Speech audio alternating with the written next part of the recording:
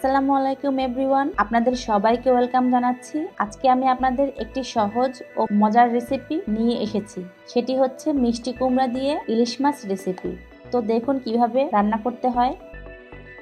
প্রথমে আমি এখানে 4 পিস ইলিশ মাছ নিয়েছি। এর মধ্যে দিয়ে দিব হাফ টেবিল চামচ হলুদের গুঁড়া, হাফ টেবিল চামচ মরিচের গুঁড়া ও সামান্য লবণ।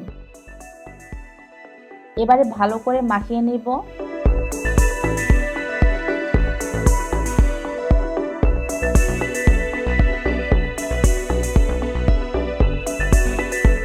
এরপরে কড়াইতে তেল দিয়ে দিব মাছগুলো ভাজার জন্য। সব মাছগুলো দিয়ে দিচ্ছি।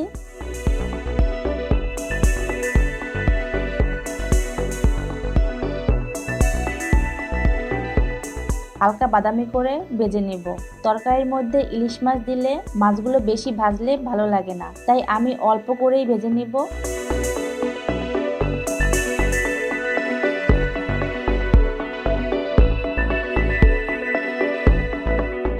দুই পাশে ভাজা হয়ে গেলে নামিয়ে ফেলবো।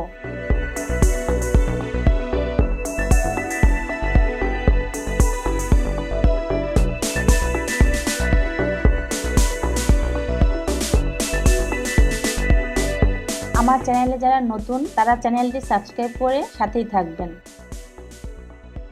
মাছ ভাজার তেল দিয়েই আমি 1/4 কাপের মতো তেল দিয়ে দিলাম। এর মধ্যে একটি শুকনা মরিচ আর সামান্য আস্ত জিরে দিয়ে দিব ফোড়নের জন্য। শুকনা মরিচটা আমি মাঝখান থেকে ছিঁড়ে নিয়েছি যাতে মরিচের ফ্লেভারটা ভালো করে বের হতে পারে।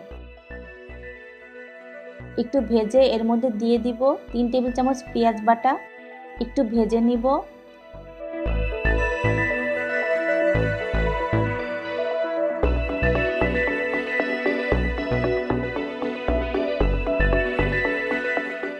পেঁয়াজটা ভাজা হয়ে গেলে দিয়ে দিব হাফ চামচ হলুদের গুঁড়া, 1 টেবিল চামচ মরিচের গুঁড়া, সাথে সামান্য পানি দিয়ে দিতে হবে যাতে মশলাগুলো পুড়ে না যায়। 1 টেবিল চামচ লবণ। এবার ভালো করে মশলাগুলো কষিয়ে নিব। মশলা যত ভালো করে কষানো যাবে তরকারির স্বাদ তত বেশি মজা হবে।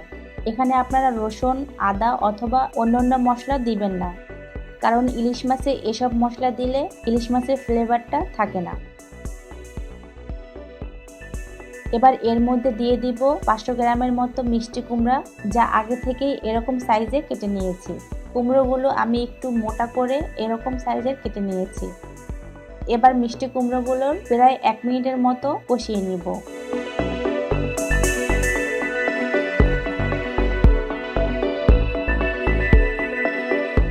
সামান্য পানি দিব ভালো করে কষানোর জন্য, যাতে নিচে পুড়ে না যায়।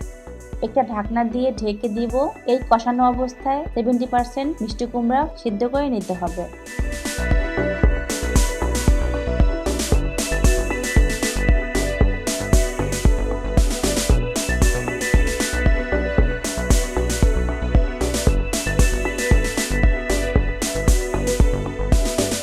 কষানো হয়ে গেলে আমি এর উপরে পানি দেব। আপনারা পানির পরিমাণটা দেখতেই পাচ্ছেন ঠিক কতটুকু দিয়ে দিয়েছি।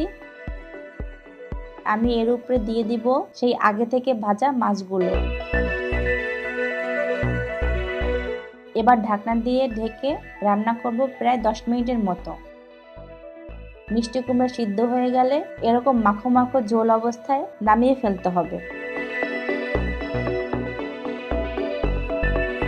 তো ভিউয়ার্স, তৈরি হয়ে গেল মিষ্টি কুমড়া দিয়ে ইলিশ মাছ রেসিপি।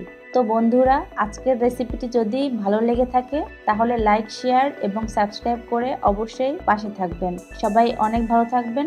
আল্লাহ হাফেজ।